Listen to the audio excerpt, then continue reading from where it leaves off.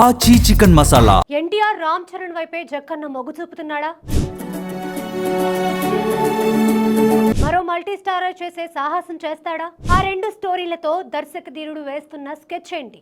దర్శక ధీరుడు ఎస్ఎస్ రాజమౌళి ప్రస్తుతం మహేష్ బాబుతో వారణాసి సినిమా చేస్తున్నారు. ఈ భారీ అడ్వెంచర్ యాక్షన్ మూవీ వచ్చే ఏడాది ఏప్రిల్ 7న ప్రేక్షకుల ముందుకు రానుంది.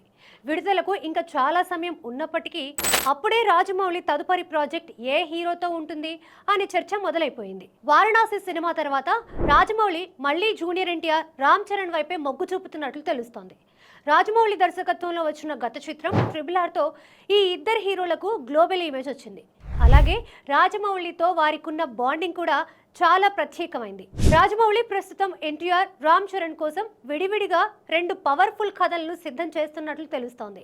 ఇందులో ఏ కథ ముందుగా కొలిక్కి వస్తుందో ఆ హీరోతో సినిమా పట్టాలెక్కుతుందని అంటున్నారు.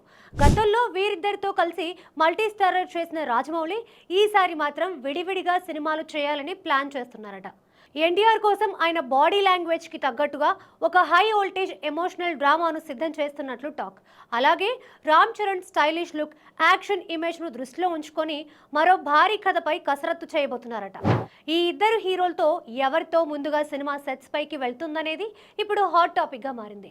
బహుశా రాజమౌళి తన తండ్రి విజయేంద్ర ప్రసాద్తో కలిసి ఈ రెండు స్క్రిప్ట్లపై సమాంతరంగా చర్చలు జరిపే ఛాన్స్ ఉంది. అయితే ప్రస్తుతానికి రాజమౌళి పూర్తి దృష్టి మహేష్ బాబు సినిమాపైనే ఉంది. వారణాసి మూవీ ఇండియన్ సినిమాలో ఒక మైలురాయిగా నిలుస్తుందని అభిమానులు ఆశిస్తున్నారు. ఇది పూర్తి కాగానే తన తదుపరి హీరో ఎవరనే దానిపై జక్కన్న అధికారికంగా స్పందించే అవకాశం ఉంది.